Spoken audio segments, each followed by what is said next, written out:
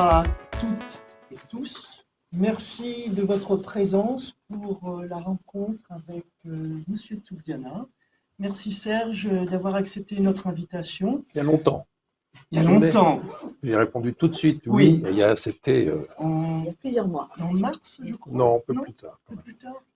Et on anticipe beaucoup à Chédid. Oui, mais moi je réponds toujours oui quand il s'agit de venir parler d'un livre à des gens qui curieux de lire et qui lisent ou qui sont susceptibles de lire. Pour moi, c'est un ensemble extrêmement très cohérent et pour moi essentiel. On va en parler tout à l'heure. Alors, il s'agira de lecture, mais aussi, bien évidemment, de cinéma. Parce qu'une rencontre autour du dernier livre de Serge Toubiana, on ne connaît du film que La scène des adieux, publié chez Calmon Lévy. Voilà, je laisse la parole à Blandine pour l'introduction. Tout d'abord, un grand merci, Serge, d'être venu, d'avoir accepté notre invitation. Alors, peut-être quelques mots pour vous présenter. Donc, Serge, vous avez été critique de cinéma, journaliste et éditeur au Cahier du cinéma dès les années 70, milieu des années 70 jusqu'en 2000. Vous avez été auteur de nombreux ouvrages sur le cinéma. C'était entre autres une biographie de François Truffaut, coécrite avec Antoine Debec. Vous l'avez publié chez Gallimard en 1996, qui a été traduite dans plusieurs langues. Des livres sur Amos Gitaï et Maurice Pialat. Vous avez aussi publié un livre de mémoire dans lequel vous retracez votre parcours de cinéphile, Les fantômes du souvenir, chez Grasset en 2016. Il est ici, voilà. Vous pourrez, si vous le souhaitez, le faire dédicacer en fin de séance. Et puis un recueil aussi sur le cinéma, Le temps de voir, publié lui en 2017 au Seuil. Vous avez été aussi directeur général de la Cinémathèque française de 2003 à début 2016. Et dès 2017, vous êtes élu président d'Unifrance. Donc Unifrance, pour rappel, c'est un organisme de promotion du cinéma français à l'étranger. Et vous le resterez jusqu'en 2023. Voilà, Serge, vous êtes un témoin privilégié de l'histoire du cinéma français. Et nous vous avons invité plus particulièrement pour évoquer votre dernier ouvrage publié chez Calmon Lévy en avril dernier, donc en avril 2025, intitulé Antoine la vie. On ne connaît du film que la scène des adieux. Voilà. Donc dans ce livre, suivant un ordre chronologique dicté par le hasard de la mort, depuis celle de François Truffaut en 1984 jusqu'à celle de David Lynch, en passant entre autres, parce qu'il y a vraiment beaucoup de textes, par Maurice Pialat, Simone Signoret, Orson Welles, Jacques Demy ou encore Tony Marshall, mais il y en a bien d'autres, je crois qu'en tout il y a presque 80 textes, ou pas loin. 83. 83. Voilà, vous nous offrez des textes émouvants en hommage aux hommes et femmes qui ont marqué le cinéma et la culture des 40 dernières années. Voilà, donc en fin de séance, bien sûr, vous pourrez échanger avec Serge autour d'un verre et faire dédicacer votre livre. Pour l'occasion, nous remercions Léa de la librairie L'Embellie. Cette librairie est située à 2 pas au métro Cambronne et elle vous proposera, si vous le souhaitez, alors, on en a parlé, Les fantômes du souvenir, le tout dernier de Serge Toubiana, on ne connaît du film que la scène des adieux, et un petit troisième que moi j'ai beaucoup apprécié, qui est un récit personnel, Les bouées jaunes. Voilà, alors Les bouées jaunes, c'est un récit beaucoup plus personnel puisque vous l'avez écrit juste après le décès de votre compagne Emmanuelle Bernem. Et vraiment, ça se lit d'une traite. Moi, je l'ai lu en une soirée et c'est vraiment magnifique. Voilà, n'hésitez pas à le découvrir. Et voilà.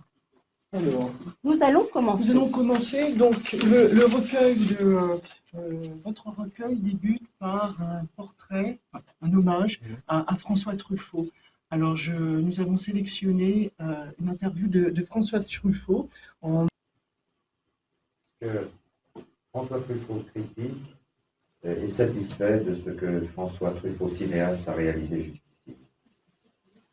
Pas vraiment, mais comment dirais-je, j'ai fait 15 films, mais je m'en donne encore 15 à faire. Alors, je raisonne exactement comme quand je suis au milieu d'un tournage. Quand je suis au milieu d'un tournage, je dis, je ne suis pas tout à fait content, je pense qu'il faut maintenant se rattraper dans la deuxième moitié. Il doit y avoir dans les restes, vous voyez, une éducation un peu trop faite sur la culpabilité. Si bien que je veux toujours progresser, je voudrais faire mieux. Je pense souvent que j'aimerais mieux mes films si j'en étais spectateur que l'auteur. Parce que si j'en étais spectateur, je verrais le principe, je verrai les intentions, j'aimerais énormément le matériel qui est manipulé dedans, évidemment, et je serai probablement moins exigeant sur l'exécution.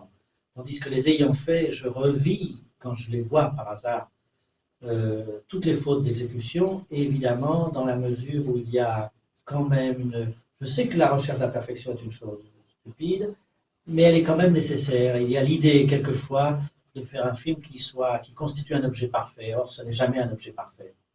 François Truffaut, vous êtes quand même ce que l'on peut appeler un solitaire en quelque sorte. Est-ce que pour juger d'un film à la fin ou au montage, etc., ou quand il est fini, est-ce qu'il y a des gens proches, un ou deux, trois, quatre personnes à qui vous demandez leur avis avant que le film sorte?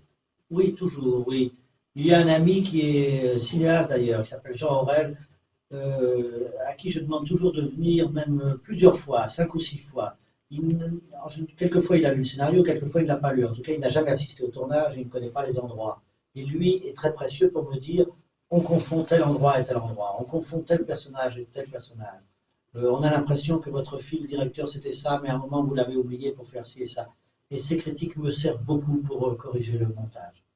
J'ai lu quelque part une phrase en ce qui vous concerne, qui était, si vous voulez, un petit peu une phrase portrait que je trouve très jolie, mais elle ne correspond peut-être pas à la réalité. C'est à peu près ceci, François Truffaut, vieux jeune homme triste qui ne vit que pour le cinéma. Oui, non, je ne sais pas, j'ai pas l'impression d'être triste. Je ne sais pas. C'est vrai que je ne vis que pour le cinéma et que c'est, comment dirais-je, quasi maladif et que quelquefois j'ai la tentation de me dégager de ça. Parce que c'est un peu oppressant, à force, vous voyez. C'est rare, comment dirais-je, à mon âge, de ne rien savoir d'autre dans la vie, de ne pas savoir nager, de ne pas savoir faire du ski, de ne pas savoir danser, de ne pas savoir une langue étrangère, de ne pas savoir. C'est quelquefois oppressant. J'ai l'impression que tout a été vers le cinéma et qu'il n'y a pas eu de place pour quoi que ce soit d'autre. Et quelquefois, j'en souffre un peu, mais en même temps, je pense que c'est ma destinée. C'est frustrant. Voilà. Ah oui. Donc François Truffaut, en 1975. Pourquoi cette interview? Parce que je voulais que nous entendions la voix de François Truffaut. Cette voix qui vous est si chère, que vous expliquez bien et pourquoi dans ce premier texte. Une voix, la voix aussi qui est traversée dans d'autres textes que vous avez écrits. Je cite celle de Pascal Augier, celle de Simone Signoret. Et pour avoir entendu une fois un scientifique qui expliquait que la voix, c'était la première chose que l'on oublie lorsque la personne meurt. Voilà. Donc je voulais revenir sur cette question de la voix, l'importance pour vous qu'elle peut avoir, et en tout cas cette émotion que vous mettez dans ces trois personnages, Bulle Augier, François Truffaut, et puis... Bulle Augier, vous avez dit, ou Pascal Augier? Pascal, la fille. La fille, bon. Les nuits de la nuit. Non, mais tout simplement, vous commencez par Truffaut parce que c'est le début de ce livre. C'est la première fois que j'ai été amené à écrire sur un mort, à l'occasion de la mort de quelqu'un, en 84, dans les Cahiers du cinéma. C'est mon premier texte écrit en hommage à un mort. J'étais jeune. En 84, j'avais 35 ans, mais vous voyez, vous avez choisi un extrait d'un entretien qui s'est déroulé en 1975 avec un journaliste suisse de la radio-télévision suisse, Claude Defaille, qui m'a interviewé une fois ou deux dans ma vie. Et c'est l'année où j'ai rencontré Truffaut, en 1975. Je raconte dans mon texte, dans le premier des textes, il y a une introduction aussi pour dire un peu le pourquoi de ce livre, si vous voulez. Mais quand j'ai rencontré Truffaut, j'étais un jeune homme, assez ignorant et assez... Mais je savais pourquoi je venais voir Truffaut. Et je suis venu avec quelqu'un qui a beaucoup compté dans ma formation, qui est Serge Danet, le critique Serge Danet. J'avais convaincu Serge Danet qu'on aille voir François Truffaut en 1975, parce que j'étais outré et je vivais très mal que les Cahiers, depuis quelques années, ne parlent plus de ces films. Voilà, les Cahiers étaient fâchés avec Truffaut, n'évoquaient plus son œuvre. Et moi, Truffaut, je sais pourquoi je l'aimais. Parce que quand j'étais adolescent, j'ai grandi, je suis né en Tunisie, j'ai grandi en Tunisie jusqu'à l'âge de 13 ans, puis après à Grenoble, j'ai vu les films de Truffaut quand j'étais un jeune homme. C'est-à-dire que j'avais l'âge de Douanel, si vous voulez, Antoine Douanel. Et je voyais les films de Truffaut, pour moi, c'était, je vais dire une chose un peu forcée, mais mon éducation sentimentale s'est faite grâce à Truffaut, quoi. On commence à regarder les filles, à tomber amoureux, comme Douanel, quoi. Douanel était un alter ego un peu plus mûr, pas mûr, non, il était très immature, mais un peu plus âgé que moi, mais à peine. Et j'aimais aussi beaucoup les films de Godard, voilà, c'était ma jeunesse, c'est ça. 65, Pierrot le Fou, donc en salle, choc total. Choc total. Vous voyez Pierrot le Fou, vous êtes seul dans la salle, enfin pas seul dans la salle, vous venez seul, personne ne vous a dit allez voir ce film, c'est pas mon professeur au lycée. Vous allez voir un film parce que c'est Godard et parce que ouais, ça vous fait rêver, vous en sortez, vous n'êtes plus le même jeune homme, quoi. Pareil avec Truffaut. Et quand je suis rentré au Cahiers au début des années 70, par la petite porte, j'étais étudiant à Paris 3, à Sorbonne, Censier. Mes professeurs étaient des journalistes, des critiques des Cahiers. Ils m'ont fait rentrer au Cahiers par la petite porte et c'était une époque terrible parce que très ultra-gauche, très marxiste-léniniste, enfin les Cahiers étaient complètement refermés sur eux-mêmes. J'ai pas eu de chance parce que je suis rentré dans une époque où les Cahiers se refermaient. Et je n'étais pas du tout content de cela, parce que moi je voulais apprendre, je voulais me former, et je voulais découvrir le monde du cinéma. Et j'ai convaincu Serge Danet, je lui ai dit, il faut qu'on aille voir Truffaut, on a besoin de lui. Il m'a dit, allez, écris-lui une lettre. J'ai écrit la lettre, on la signe tous les deux, et miracle, la secrétaire de Truffaut nous appelle, Monsieur François Truffaut veut bien vous recevoir. Et pour un jeune homme, j'avais 25 à 26 ans, on va voir Truffaut, on est timide, quoi. Et on est arrivé dans le bureau de Truffaut, il était encore plus timide que nous. Ça m'a frappé, sa timidité et son regard qu'il a, cette fébrilité dans le regard. C'est exactement le Truffaut que j'ai rencontré, c'est lui. C'est-à-dire, il a, en 75, il est né en 32, faites le calcul, il a 43 ans, quoi. Bon, il est plus âgé que nous, mais c'est pas un vieil homme, c'est un homme en pleine force. Il est mort à 52 ans, je vous le rappelle. Et on venait le voir pour un peu avec des intentions assez concrète et triviale, c'était de lui taper du fric. On avait besoin d'argent pour relancer cette revue, Les Cahiers du cinéma, dont il avait été un des personnages clés dans les années 50. Et il nous a laissé parler. Et on a dit nos trucs et tout. Timidement, on essaie de refaire une vraie revue de cinéma et tout. Et il nous a dit deux choses, je crois que j'en parle dans mon texte. Et il nous a dit deux choses qui m'ont marqué à vie. La première chose, vous auriez dû, si vous aviez eu du courage, s'adresse à Danet et moi, si vous aviez eu du courage, vous auriez dû créer une nouvelle revue et ne pas vous servir des cahiers du cinéma pour publier tous vos textes illisibles, marxistes-léninistes ou maoïstes, etc. Déjà, parce que André Bazin, celui qui a créé les cahiers du cinéma, qui était le père spirituel de Truffaut, c'est vraiment le père spirituel. C'est vraiment très intense la relation que Bazin et Truffaut ont eue quand Truffaut avait 15 ans, 14 ans. Bazin l'a sauvé de la délinquance. Parce que Bazin a créé les Cahiers du cinéma pour en faire une vraie revue de cinéma. Première chose. Et deuxième chose, j'ai bien entendu vos intentions de refaire des cahiers, une vraie revue de cinéma. Je serai dorénavant avec vous d'une neutralité bienveillante. Au revoir. Timidement, on est sortis, on était très ébranlés, quoi. On a repris le métro, Champs-Élysées, jusqu'à la Bastille, où les cahiers avaient leur bureau. Qu'est-ce que ça veut dire, neutralité bienveillante? J'ai commencé une psychanalyse l'année suivante. Parce que c'est exactement ce qu'on peut entendre dans la bouche d'un psychanalyste. La neutralité bienveillante. J'ai vraiment commencé une psychanalyse. Ça a changé ma vie, quoi. Truffaut a eu un rôle essentiel, quoi. Et dès lors, j'ai bénéficié de sa mansuétude à mon égard. Moi, personnellement, pas d'année. Il me conviait à déjeuner 2 fois par an, 2 fois par an, quand il était à Paris, parce qu'il était souvent en tournage en province, on ne dit plus en province, en région. Et il m'aimait bien. J'ai une lettre de lui où il dit: vous êtes la personne la plus civilisée des cahiers du cinéma. Pour lui, j'étais un partenaire audible, enfin sympathique. Bon, et puis c'est vrai que je buvais ses paroles. C'était un homme incroyable, d'une grande culture. Et je dis ça dans une bibliothèque. Et je vous rappelle qu'il était totalement autodidacte. Rien. Oui. Mais rien. Pas même le brevet. Rien.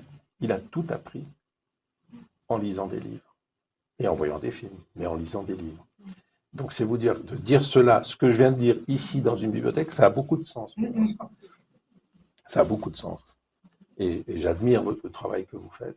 J'admire l'énergie que vous déployez pour mettre tout simplement des livres dans la main des jeunes, des enfants, des adultes, des adolescents. C'est essentiel. Pour Truffaut, ça a été essentiel. Oui. C'est le contraire de Godard. C'est pour ça que j'essaie de comprendre ce qui les a différenciés. C'est que Godard est né avec une cuillère dans la bouche. Et son père avait une clinique à Lausanne, je crois, ou Genève, je ne sais plus. Sa mère était une femme Odile Monod, protestante, grande famille suisse protestante, très liée à la NRF. Gide, Schlumberger, enfin des gens qui ont créé la NRF au début du XXe siècle. Donc Godard est né dans les livres. Il en a fait un usage d'ailleurs absolument assez génial. Il prenait des livres, il prenait un extrait, il coupait, il jetait. Enfin, il avait un rapport extrêmement désacralisé au livre. Truffaut, c'est le contraire. Oui. Truffaut, il sacralise le livre. Vous voyez, dans les archives de Truffaut qui sont déposées à la Cinémathèque française, parce que j'avais fait une expo Truffaut à la Cinémathèque en 2014 pour les 30 ans de sa mort, j'avais trouvé les scénarios et les livres adaptés de Henri-Pierre Rocher, par exemple. Il y a les livres, il en achète en plusieurs exemplaires, et il les rature, il coupe, il s'en sert comme un matériau romanesque, si vous voulez. Mais il respecte les livres. Godard ne respectait rien, il prenait un bout, il jetait, parce qu'il était né dans les livres, il n'y avait pas de problème d'éducation, autodidacte. Bon. Ça m'a beaucoup frappé, ça. Et c'est pour ça que, comme vous le savez peut-être, ils se sont fâchés, Truffaut et Godard se sont fâchés, alors qu'ils étaient très amis. Si vous avez vu le film que j'aime beaucoup, Nouvelle Vague, qui vient de sortir, magnifique. Vous l'avez vu peut-être? Ah, vous devriez, c'est magnifique. Où on voit le premier. J'avais quelques hésitations. Ah, vous avez tort. Okay, c'est magnifique. Non, c'est magnifique. Ouais. Allez, moi, j'ai vu 2 fois. C'est magnifique parce que, vous ne le savez peut-être pas, mais Godard fait son film en 60 sur un scénario de Truffaut. Ouais. Truffaut lui passe un scénario. Donc, c'est vraiment des copains, quoi. Et à la fin, dans le dernier plan du film, ils tournent le dernier plan la dernière séquence de À bout de souffle, c'est rue Campagne Première, dans le 14e, où le Belmondo, Michel Poicart, qui est joué par Belmondo, se fait tirer dans le dos par les flics, et titube et tombe exactement là où ils ont tourné le film de Richard Linklater, le cinéaste américain, qui vient de tourner Nouvelle Vague. Et à la fin, et Truffaut assiste à la scène, parce qu'ils sont très amis, quoi. Et le dernier plan du film qui vient de sortir, on voit Truffaut et Godard encore amis. Ça m'a beaucoup touché, parce qu'ils ont été très amis. Voilà. Et puis la vie les a séparés violemment et brutalement dans les fin des années 60. Donc tout ça pour vous dire que cet extrait, c'est Truffaut, pour moi, il est à l'origine de ce livre, mais il est à l'origine de beaucoup de choses dans mon parcours, parce que je m'inspire beaucoup de, vous savez, cette humilité qu'il a quand il répond, qu'il n'est pas totalement satisfait de son... Il dit qu'il a fait 15 films et qu'il veut en faire 15, il n'en a pas fait 15, non. Il en a fait 21 en tout, mais il est mort très jeune. Il y a moi j'aime beaucoup les grands artistes, sont lucides et souvent très humbles.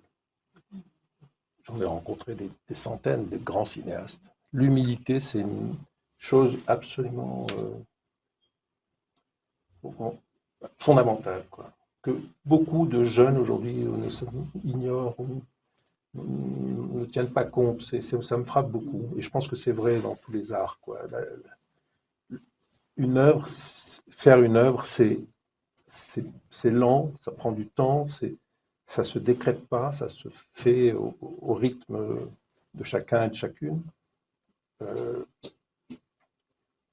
Aujourd'hui, je pense que les gens qui font des films, jeunes femmes ou jeunes hommes, ont pas autant que Truffaut et ses amis l'assurance que le cinéma va leur permettre de s'inscrire dans la durée, dans le temps.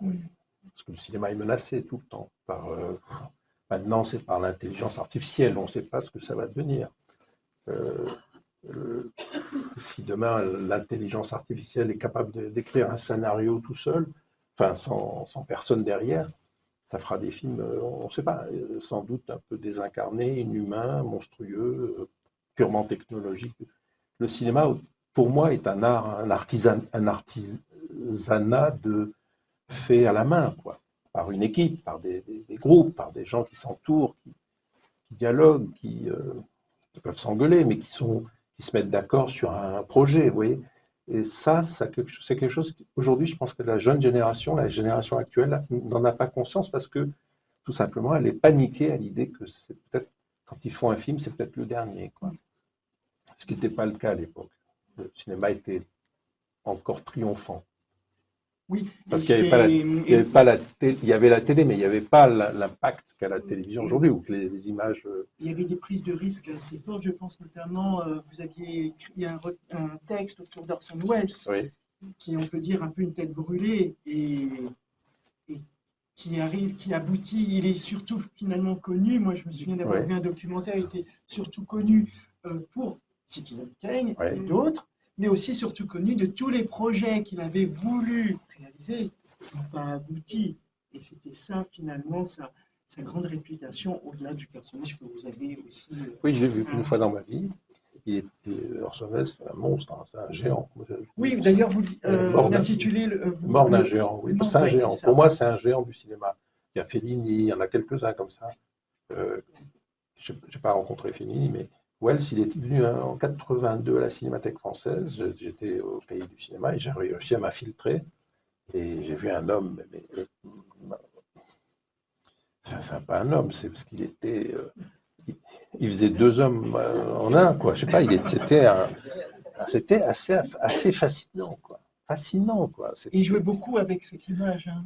Il était comme ça, il était énorme, il lui fallait un trône, on a mis un trône sur la salle d'Henri Langlois, la salle de Chaillot, il avait besoin d'un trône, parce qu'il ne pouvait pas être sur...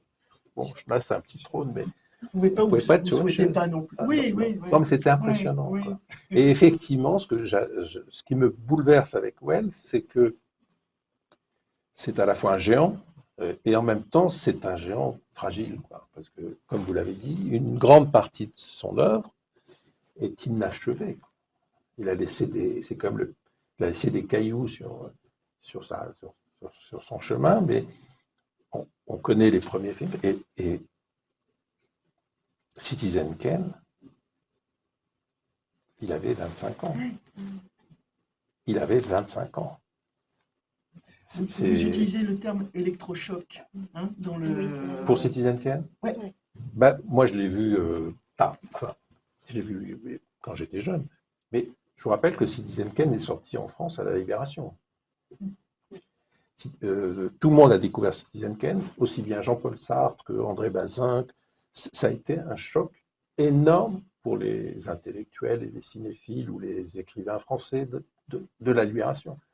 Le film était sorti 5 ans auparavant aux États-Unis, mais comme on était occupé, les films américains étaient interdits, donc toute cette génération qui a fait la culture française, on va dire, moderne, ils ont vu le film décalé, et ça a été un choc énorme. Sartre a écrit, etc., etc. Cocteau, enfin tous les gens ont été impressionnés parce que c'était un renouveau de l'art cinématographique. Et le jeune homme avait 25 ans, quoi. Et puis, il a fait un deuxième film que moi j'aime beaucoup, c'est La splendeur des Anderson, qui est un film que j'aime beaucoup, qui a été coupé, mutilé. Parce que Wells s'est tout de suite opposé à ce qu'on appelle l'industrie hollywoodienne. C'est-à-dire, il a été à la fois accepté au début comme un prodige, un génie, par le théâtre. shakespearien et par l'émission de radio, la fameuse émission de radio, qui a fait peur à tout New York, parce qu'il avait cette émission de radio où tout d'un coup la ville était envahie par... voilà. Il a fait peur aux gens, donc il est devenu célèbre par ça, quoi, par un autre média, la radio. Et sa célébrité vient du théâtre. Il fait un premier film, c'est l'enfant prodige. Ouais. Et Murphy se fait casser parce que Hollywood ne veut pas de ça, quoi. Et le dernier film de Truffaut est sur le théâtre. Le dernier métro. C'est pas le dernier. C'est pas le dernier? Non. Lequel est-ce? C'est Vivement Dimanche, le dernier. Après le dernier métro, il y a 2 films. Ah bon? Il y a La femme d'à côté, qui est Ah remarquable. oui, d'accord, oui. Et Ok. après, il y a Vivement Ok, Dimanche. d'accord. Le dernier métro, c'est son film de 1980, qui a été son plus gros succès sur le théâtre pendant l'occupation, sous l'occupation. Pour lui, c'était une Il y a La période femme clé, d'à côté. parce que Truffaut est né en 1932. Il a grandi sous l'occupation. Il a grandi sous l'occupation. Il évoque souvent, il est né, comme vous le savez, dans le 9e arrondissement. Il a raté, il a été un très mauvais élève, mais il évoque souvent son enfance malheureuse avec ses parents. C'est un enfant vraiment qui a été pas martyrisé, mais pas aimé, mal aimé par sa mère. Et il avait son copain Robert Lachenay, que j'ai bien connu, qui était son meilleur ami, et il fréquentait les rues et surtout les cinémas du 9e arrondissement. Il y en avait énormément à l'époque, beaucoup plus que maintenant. C'était sous l'occupation, donc ils avaient cette double clandestinité, si vous voulez. Oui. Et ça, pour Truffaut, c'est quelque chose de très important, la vie clandestine. C'est quelqu'un qui a fait une carrière de cinéaste en aimant les secrets, en compartimentant tout. Je pense que la clandestinité était quelque chose de... Parce qu'il était lui-même clandestin dans sa propre famille. Sa mère ne voulait pas entendre parler de lui, elle l'avait rejeté. Son beau-père n'était pas son père, il l'a très vite su. Et ce sentiment de la clandestinité est quelque chose de très important dans son univers et dans sa façon lui-même de faire des films. Il imposait aux acteurs de ne pas divulguer le contenu des films. Il voulait que le public découvre le film terminé pour qu'il y ait du mystère, de la séduction. C'est quelqu'un d'une autre époque. Pour moi, Truffaut, c'est un homme du début du XXe. Son œuvre romanesque, Jules et Jim, Les deux Anglaises et le continent, L'enfant sauvage, des beaux films, ça regarde plutôt vers le début du XXe. C'est le contraire de Godard qui se projette plutôt sur... Je parle trop. Non, c'est très, non, très, très non, formidable. Alors, peut-être pour revenir à votre livre. Alors, vous l'aurez compris, en fait, son dernier ouvrage est un hommage aux grandes figures du cinéma, cinéastes, acteurs, actrices. Mais au-delà de ça, moi, il y a vraiment, pour moi, une volonté de conserver la mémoire du cinéma. Et aussi de transmettre, en fait, un patrimoine cinématographique. Je vais vous citer. Ah. Le désir de réunir ces textes, souvent écrits au bord de la tombe, dans l'urgence de témoigner, d'évoquer la vie et l'œuvre de la personne disparue, pendant ce court laps de temps durant lequel la trace ou la mémoire de sa présence et de son art est encore vive, procède du réflexe inconscient de constituer une collection de morts, la mienne. Il y a vraiment ce côté pour moi patrimonial, vraiment de conserver. Alors bien sûr, ce sont des gens que vous avez connus, vous avez appréciés pour beaucoup, hein, certains même étaient des amis, mais il y a vraiment ce côté collection, ce qui était un petit peu aussi finalement votre travail à la Cinémathèque, hein, ça rejoint complètement la Cinémathèque pour moi. Voilà. À la Cinémathèque, souvent, je me suis dit, je m'occupe des morts. Je m'occupe de la mémoire des morts, c'est-à-dire il y a quand même plus de morts que plus de cinéastes. Et ça s'accélère avec les années, mais à la Cinémathèque, on s'occupe beaucoup de la mémoire des disparus, quoi, des grands cinéastes du passé, les grands cinéastes du muet, les grands cinéastes des années 30, de la comédie américaine, ou les grands cinéastes japonais, français, suédois, etc., etc. Et on montre leurs films, on restaure leurs films, on fait des expositions, parce que la Cinémathèque a des trésors dans ses archives. Beaucoup de ces cinéastes ont confié à Henri Langlois, qui était le créateur de la Cinémathèque française en 1936, donc dans un an, mon successeur, Frédéric Bonneau, va célébrer les 90 ans de la Cinémathèque. Donc la Cinémathèque est très liée à l'histoire du cinéma mondial, pas que français. Et c'est vrai que c'est un lieu où on conserve la mémoire, quoi. C'est vraiment son but, sa mission publique. Et moi, peut-être que j'ajoute une dimension plus personnelle et plus sentimentale, c'est que effectivement, dès que les gens disparaissent, j'ai l'impression qu'il faut combler un vide. J'ai peur qu'on les oublie, voilà.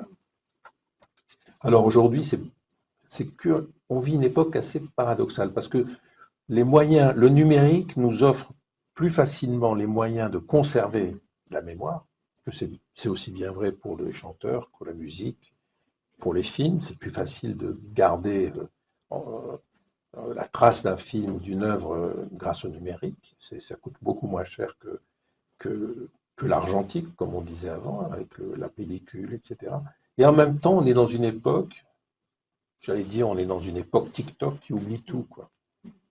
Oui, l'instantané. On est dans l'instantané. Moi, je suis pas un jeune homme, mais je vois beaucoup les jeunes gens et je m'inquiète pour eux, quoi, parce qu'ils sont que dans l'instantané, quoi. Ils veulent des images tout de suite. Avoir accès trop facilement aux images, c'est pas bon, c'est pas bon. Une image, c'est une construction, une image. Un film, c'est une construction, ça demande du temps, ça demande de l'énergie, du talent, ça demande de mettre à contribution divers métiers différents, les décors, la musique, l'image, les costumes, les effets spéciaux, etc. Et les acteurs, bien sûr, en premier lieu les acteurs. C'est une construction, et la construction demande du temps, et elle nous demande aussi notre intelligence, notre sensibilité aussi.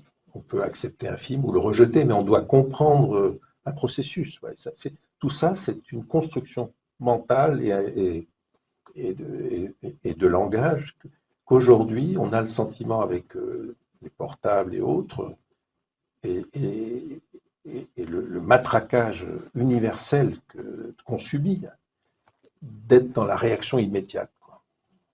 Il n'y a rien de pire. Lire un livre, je suis en train de lire La maison vide. Ah oui, moi aussi. Mais quel bonheur. Oui, Mais quel bonheur. oui, oui. Vous voyez de quoi je parle? Vous avez lu Non, Non, pas c'est Précipitez-vous. fantastique. Oui, 750 pages. oui. Donc on prend son temps. J'en suis à la page 550. Il me reste 200 pages. Et j'espère bien finir vite, parce que j'ai envie de lire les livres précédents de cette... Ah oui. Oui, parce que Laurent Mauvigné. Mais vous voyez bien que quand on lit un livre, vous savez mieux que moi, vous êtes tous les jours avec des gens qui viennent consulter. Un livre, ça prend du temps, on s'installe, on trouve, je sais pas comment, c'est comme un film, on trouve sa posture, sa position vis-à-vis de la proposition qui nous est faite. Romanesque en général, ça peut être un essai, mais moi je n'aime que le romanesque. Un film, c'est comme Mauvigné, si on le juge en 2 secondes, on passe à côté, quoi. Enfin, on ouvre une parenthèse sur Mauvigné, mais en tout cas, il impose une temporalité au lecteur. Ouais. Hein, à découdre, je trouve, chaque situation, Ouais. chaque personnage, Ouais. c'est un temps nécessaire et on apprécie ou pas, mais on est purement dans du romanesque. Peu après, importe, que ce soit autobiographique ou non, ça n'a plus d'importance oui, à bien ce sûr. niveau-là, je trouve. Mais La maison vide, oui, ça vaut bien son bon coup. Là, j'en étais Non, très mais c'est vrai content. pour un film aussi. Vous Ouais. rentrez au cinéma, vous voyez un film. Moi, c'est ça que je vais tous les jours au cinéma. Moi, Ouais. je vois un film par jour. Ce que j'aime au cinéma, c'est avant même de savoir ce que je vais voir. Je sais en général, je choisis mon film, mais j'aime déjà être en situation d'accueillir le film et d'être accueilli par le film. Le film m'accueille. Le livre m'accueille. Mauvigné m'accueille. C'est pas moi qui accueille Mauvigné. Je vais vers lui et il me dit viens dans mon univers. Et au début, on est en fin du 19e et on se fait le 20e siècle. Alors nous, on connaît, mais il y a des jeunes qui ne savent pas. On est en 21e. Bon, ils ont le droit de dire, c'est votre histoire, c'est votre univers, c'est pas le mien, mais bon, ils ont le droit, c'est tout à fait légitime. Mais ce que je veux dire, moi, c'est que il faut toujours prendre le temps de voir. Voilà. C'est pour ça que j'avais écrit mon livre, Le temps de voir, mon recueil. Le temps de voir, c'est un temps spécifique. On peut pas cliquer quoi, et dire, voilà, j'ai vu une image de, je sais pas, ça m'intéresse pas. C'est pas une éducation, ça. Une éducation, à tout âge, c'est la capacité, la liberté qu'on se donne à soi-même d'ouvrir un livre, de regarder un film, d'aller au spectacle, au théâtre, ou d'aller au concert, peu importe, il n'y a pas de hiérarchie, et de se dire, voilà, je me donne le temps de vivre cette expérience. Mais plus personne ne parle comme ça. Les profs, visiblement, ont peur de tout maintenant, parce qu'ils sont dans des situations difficiles, d'affrontement même avec la jeune génération. Moi, je suis un fils d'institutrice. Je dois tout à ma mère. C'est pour ça que j'ai écrit un livre sur ma mère. Le fils de la maîtresse. Oui, j'ai écrit un livre sur ma mère qui est morte il y a 98, ça fait 27 ans. Je lui dois tout à ma mère. Parce que j'ai vu ce que c'est qu'une maman enseignante à des gamines, à des gamins, la patience, la transmission, parfois l'énervement, mais la mission qui était son métier, la mission, quoi. Qui non seulement essayait d'élever les enfants vers la connaissance, je dis la connaissance, c'est pas la culture, la connaissance, parfois au détriment de sa propre fragilité physique et autres. Elle avait 4 enfants, mais je sais quelle valeur ça a, quoi. Voilà. Et moi, ça me touche beaucoup. Donc, pour répondre à la question, c'est vrai que quand les gens meurent, j'ai toujours l'impression que j'ai peur qu'on les oublie, quoi. Et Dieu sait si là, cette année, je ne sais pas combien de cinéastes, d'amis sont morts, quoi. C'est terrible. Alors, nous sommes d'abord, mais avez-vous des questions? On est à mi-parcours. Oui, allez-y. Juste un point de détail. C'est à propos de la guerre des mondes. Comment? La guerre des mondes. Oui. La guerre des mondes. On dit que la panique consécutive, c'était une légende urbaine. Pardon? La panique consécutive était une légende urbaine. Oui, c'est vrai. Oui, donc ça n'a pas de panique du tout. Comment? Ça n'a pas fait de panique du tout. Si vous allez voir l'expo Wells à la Cinémathèque, qui est remarquable, il y a des extraits de l'émission, La guerre des mondes, fait par Wells. Et je peux vous dire que beaucoup de gens à New York ont pris leur voiture et ont commencé à partir. Hein. C'est ce que... C'était dans les années 50? Non. C'était quand? 38 ou 39. C'était un peu. Alors, je ne sais crois. pas, vous allez me dire, c'était Ouais. pas cette psychose aussi des extraterrestres? Oui, c'est ça. C'est ça, donc pour moi, enfin, C'est pas ça. forcément une rumeur, mais oui, c'était bel et bien, il a Ah ben, vraiment alimenté cette. Non, il a fait une cette émission de angoisse. radio. Il a fait une émission de radio avec des trucages évidemment, et Ouais. les gens écoutaient vite parce que bon, c'est une émission. J'ai entendu dire que c'était pas vrai du tout, c'était un machin qu'on avait monté en. Ah non.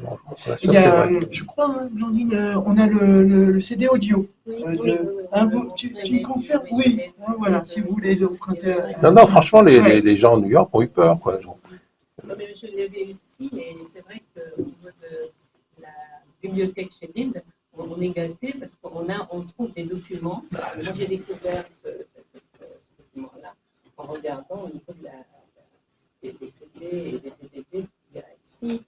Et je pense que le cinéma ne mourra pas dans la mesure où, quelque part, c'est un patrimoine qui reste. Bien sûr. Et aujourd'hui, où la lecture est devenue plus difficile, le cinéma est un art qui va sauver la lecture quelque part. Vous croyez? Oui, je pense. Parce que c'est plus facile aussi. Bien Les sûr. moyens. Ouais. Et La guerre des mondes fait par Spielberg, c'est magnifique le film. La guerre des mondes. Le premier en 54 était pas mal. Ouais. Quelle était votre relation avec Bertrand Tavernier? Est-ce que vous le connaissiez bien ou pas plus que ça? Parce que lui aussi, c'était un passeur, Énorme. un chercheur. Énorme passeur. On n'avait pas de relation facile, je vais vous dire pourquoi. On a une relation quand même. On a fini plutôt amis, ça c'est bien. J'aimais pas beaucoup ces films. Au Cahier, on n'aimait pas beaucoup ces films, et moi non plus. Je ne suis pas un fan de. Je trouve que ces films étaient un peu lourds, un peu. Là, je parle pas tellement de Bertrand Tavernier cinéaste, mais plutôt L'homme. de Bertrand Tavernier cinéphile. En fait. Oh, bah alors, Au sens de la question, ouais. il- C'est pas forcément le cinéaste. pour moi, enfin, je suis écrasé par sa cinéphilie. Écrasé. Il était mais infaillible. Euh, il avait une culture énorme. Pas seulement du cinéma, tout, littérature, histoire, tout. Euh, un jour, il y a très longtemps, j'étais tout jeune, il m'a proposé de coécrire un scénario. On a un peu travaillé, ça n'a pas abouti, donc j'ai retrouvé les trains dans mes archives. Je crois que c'était une adaptation de Léo Mallet. Donc j'ai trouvé des documents, des trucs que j'avais écrits. Bon. Et puis j'ai beaucoup aimé son histoire du cinéma français, vous savez, qu'il a faite vers la fin de sa vie. J'ai beaucoup aimé. Là, je lui ai envoyé un message, il était très ému parce que j'ai beaucoup aimé ça, je lui ai dit très franchement. Et il y a une chose aussi que j'ai apprise de lui qui m'a beaucoup touché. Mon livre, là, ça s'appelle, comme vous voyez, On ne connaît du film que la scène des adieux. C'est un titre que j'ai piqué, volé à un grand écrivain qui s'appelle Aragon. Blandine a le poème. Si Ah, vous- ben oui. Ben, je crois, sauf erreur de ma part. Oui. Nous avions parlé notre nuit, je l'ai mené jusqu'à la gare. Paul Éluard quittait Paris et sa vie un matin à gare. On ne connaîtra jamais du film que la scène des adieux. Adieu, tu ne retourneras jamais à Sarcelles-Saint-Brice. Paul, une maison peinte dans Ithaque attendait-elle Ulysse, tandis qu'autour de son esquif, la mer se faisait méloper. À toi de t'en aller par les atolls hantés de la sirène. Tu ne monteras plus ici dans les balançoires foraines. Tu ne verras plus les Gertrude Hoffman Girls croisant les pays. L'aurore, tous les jours, se lèvera sans toi, rue des Martyrs. Ne te retourne pas sur cette ville en feu, tu peux partir, comme un faucheur derrière lui qui laisse les foins et la faux. Tu m'as dit en dernier, je ne veux pour rien au monde qu'on brode sur les raisons de mon départ, battant tranquille aux antipodes, c'est juré. Je rirai de tout, je t'injurierai s'il le faut. C'est un poème d'Aragon. Et c'est mon éditeur, j'avais pas de titre pour ce livre, il m'a dit, tu lis Aragon, tu vas trouver. Moi, j'adore, je suis un grand fan d'Aragon depuis mon adolescence. Et je trouvais j'ai juste changé, j'ai mis au présent. Mais pour vous dire, quand j'ai vu Pierrot le Fou, je vous dis, c'est fondamental dans ma vie, j'avais 16 ans. Et ce film m'a ébranlé totalement, mais j'étais tout jeune et j'avais besoin de quelqu'un qui après la vision du film, m'aide un peu à comprendre. Et à l'époque, 65, Aragon avait publié dans son journal, Les Lettres françaises, un article sur 2 pages. Qu'est-ce que l'art, Qu'est-ce que l'art, Jean-Luc Godard? Un article que j'ai lu, qui m'a aidé, mais comme, enfin, je ne sais pas comment vous dire. Tout d'un coup, j'avais, à 16 ans, la confirmation par un grand poète, un grand écrivain, voilà. J'aimais beaucoup Aragon. Hein. Voilà, il me donnait raison dans mon engouement pour Pierrot le Fou. Et ce que j'ai appris, Bertrand Tavernier, était attaché de presse de Pierrot le Fou. Il a été aussi attaché de presse. Et il connaissait Aragon et Elsa Triolet, qui étaient cachés pendant la guerre à Lyon, faisaient de la résistance, comme un poète peut faire de la résistance, chez le père de Bertrand Tavernier, René Tavernier. Ça vous dit quelque chose? Le père. Bon, le père de René Tavernier était aussi poète, un lyonnais. Et donc, je me suis dit, Tavernier, il les a invités à une projection de presse, il a invité Aragon. Bon, Aragon aimait le cinéma, mais enfin, il aimait le cinéma des années 30, Buñuel, des choses comme ça. Il sort de Pierrot le Fou et il a lui aussi, comme moi, mais à son niveau, un coup de foudre artistique. Et ce texte, je vous recommande de le lire, on le trouve sur Internet facilement. Aragon parle de Matisse, de Lacroix, de et tout d'un coup, Godard est défendu, et à l'époque, Pierrot le Fou divisait beaucoup la critique. Donc je suis redevable à Tavernier d'avoir entraîné Aragon voir un film qui m'a bouleversé et d'avoir lu l'article d'Aragon, 2 pages, les lettres françaises. Ça vous dit peut-être pas grand-chose, mais à l'époque, c'était un grand journal, grand format, comme ça, vert et noir. Et donc, qu'est-ce que l'art, Jean-Luc Godard? Jeune homme, à 16 ans, je lis ça, et ça m'a marqué pour la vie, quoi. Donc voilà, c'est un peu... Mais après, Bertrand Tavernier habitait pas loin de chez moi, rue Thérèse, moi j'habitais rue des Pyramides, et il nous est arrivé souvent de rentrer ensemble en taxi. La dernière fois que je l'ai vu, on a déjeuné avec un grand écrivain américain ensemble. Tavernier était intarissable. On ne pouvait pas en placer une, il était très fort, mais d'une culture gigantesque. Le jazz, la littérature, l'histoire, le cinéma. Donc j'ai une grande admiration pour lui. Voilà. Alors peut-être on va passer à un autre extrait.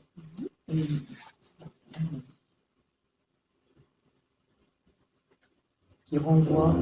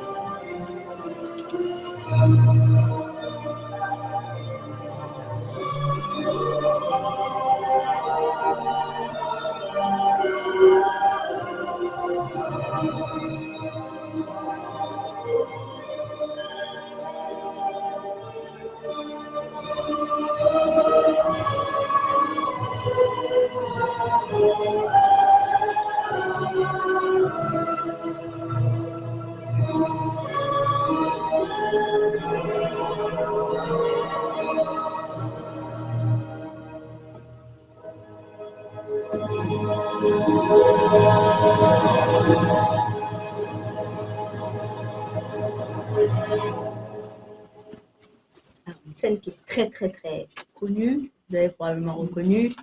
Les parapluies de Cherbourg. Voilà. Je vous lis. Oui, allez-y. Voir la fin incroyablement anthropologique et magnifique des parapluies de Cherbourg. Geneviève, Catherine Deneuve quitte la station-service dans sa Mercedes noire avec sa fille Françoise, la petite Rosalie Varda, laissant Guy, Nino Castelnuovo, ex-fiancé et père de la fillette. La caméra s'élève, il neige, Madeleine, la femme de Guy, arrive avec le petit François. Une famille impossible s'efface pour laisser place à une famille possible, réelle et normale, avec comme trait d'union un enfant né d'un amour contrarié. Et alors, on a déjà cette première scène déjà sur la couverture. Hein. On retrouve donc Guy et Geneviève. Là, c'est la scène des adieux. Ouais. On ne voit pas, Ouais. ça a été masqué derrière, en fait, sur un quai de la gare de Cherbourg. Ouais. Lui, il va partir au service militaire et part en Algérie. Ouais. Alors, pourquoi avoir choisi spécifiquement cette photo? Peut-être parce que c'est extrêmement connu. Oui. Et c'est très lié aussi, on l'entend, hein, à la musique de Michel Legrand. Michel Legrand. Voilà, c'est vraiment l'association. Oui, non, c'est mon éditeur qui a choisi, enfin, mon éditeur qui a choisi cette photo, mais elle allait bien avec le titre, elle allait bien avec la couverture et tout. Puis c'est bon, moi j'ai eu la chance de bien connaître Jacques Demy, de l'avoir fréquenté comme ami, comme critique. Je l'ai interviewé plusieurs fois. J'ai été chez lui, il habitait rue Daguerre, en face de chez Agnès. C'est une époque où ils se sont séparés, Agnès Varda. Et puis j'admire beaucoup son œuvre. Enfin, il a fait 12 films. Certains sont encore très présents. Je veux dire, Les Parapluies de Cherbourg, Mesdemoiselles de Rochefort et Podane. Aujourd'hui, les enfants, il y a beaucoup d'enfants, moi j'ai pas d'enfants, mais beaucoup d'enfants qui ont grandi depuis, mais connaissent par cœur Podane. Enfin, c'est un cinéaste qui a... Et quand on se souvient des Parapluies de Cherbourg, personne ne voulait produire ce film. Personne n'y croyait, quoi. C'était une comédie musicale française comme vous le savez peut-être, ou si vous ne le savez pas, je vous le dis, tout, c'est pas la voix de Catherine Deneuve qu'on entend dans le film, tout était préenregistré, les chansons, le dialogue et tout. Donc Catherine Deneuve, on la voit, c'est un film qui l'a révélée, c'est un des films qui a contribué à faire d'elle l'immense actrice qu'elle est aujourd'hui encore. C'est pas sa voix, donc si vous voulez, et il a fallu convaincre Catherine Deneuve de ne pas chanter, de ne pas parler. Tout est post-synchronisé. Oui. Donc le film était préenregistré avec les chansons et les paroles, et sur le tournage, on entendait les voix d'autres personnes qui sont des vrais chanteurs et une vraie chanteuse. Personne n'y croyait. C'est Mac Bodard, une productrice très importante dans cette époque-là, qui a produit ce film. Elle était aussi, c'est important,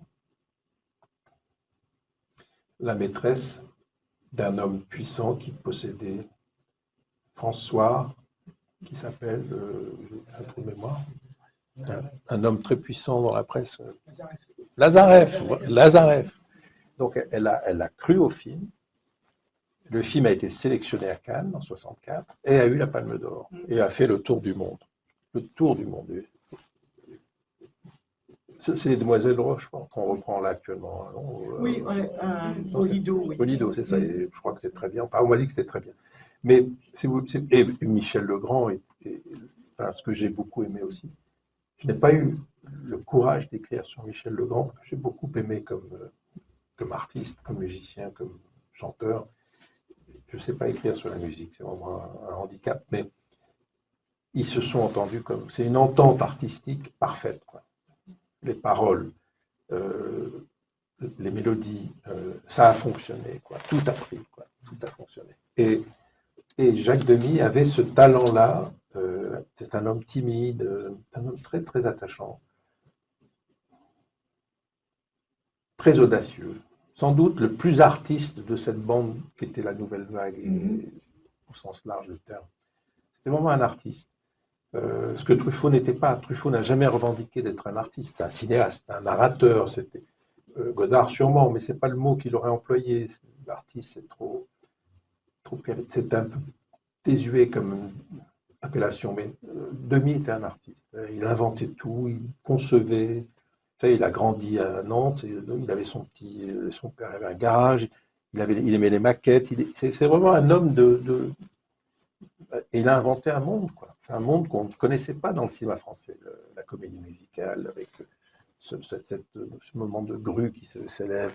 C'est très hollywoodien, si vous voulez, bon, avec des moyens plus limités à la française. Mais j'aimais beaucoup cet homme, vraiment. Et je dois dire qu'il n'a pas tout. Enfin, il a fait 12 films, tous ne sont pas réussis, les derniers sont assez ratés. Et donc, il a souffert beaucoup de ne plus être en phase, de ne plus réussir ses films. Ouais. Un peu d'amertume, même. Oui. Vous parliez de cette complicité, en tout cas avec Michel Legrand et puis Jacques Demy. Je voulais aussi revenir sur ce qui traverse aussi votre livre, c'est l'amitié. Oui. Et il y a alors, par les titres, Serge l'ami, l'ami Serge, Dany, pardon, et puis aussi pour Deleuze, vous écrivez à propos de Ninetto d'Avoli et Pasolini. Ah oui. Ça, c'était très beau, je trouve, comme amitié, en tout cas, je vous lis. Oui, c'est plus qu'une amitié, c'est une... comment dire. Oui, ça va au-delà. Ça va au-delà, frère oui, de sang. Oui. Alors, en écoutant Ninetto, on avait le sentiment que Pasolini parlait lui-même, à travers sa propre langue, sa propre voix. On y revient à la voix. Sa propre voix et son propre corps, réincarnés dans la voix, le regard et le corps de son alter ego. Ce n'était pas la voix de son maître, mais tout autre chose, de beaucoup plus humain, de beaucoup plus fort et miraculeux, grâce à la présence gaie et à l'intelligence joyeuse de Davoli. À 2 ou 3 reprises, Davoli disait de Pasolini et lui ne voulait faire qu'un seul corps. Oui, dans le cinéma, quand on parcourt un peu, on survole un peu, c'est comme une histoire qui m'est proche parce que je suis très, très lié à Jean-Pierre Léaud. Truffaut, Léo, c'est quelque chose. Ouais. Il y a du semblable Ouais. entre eux, vous voyez. Et ça ne se fait pas que dans un sens. C'est pas Truffaut qui invente Léo, c'est Léo qui invente Truffaut aussi. Vous voyez ce que je veux dire? Ça se fait à deux, les relations. Quand on dit, je sais pas, quand on aime telle actrice qui a été tellement magnifiée par tel metteur en scène, je pense à Cukor, je pense à tous les grands cinéastes, les deux, ça se fait dans les deux sens. Les cinéastes sont des vampires. Ils prennent chez l'autre, l'acteur ou l'actrice, ils prennent aussi ce qu'ils veulent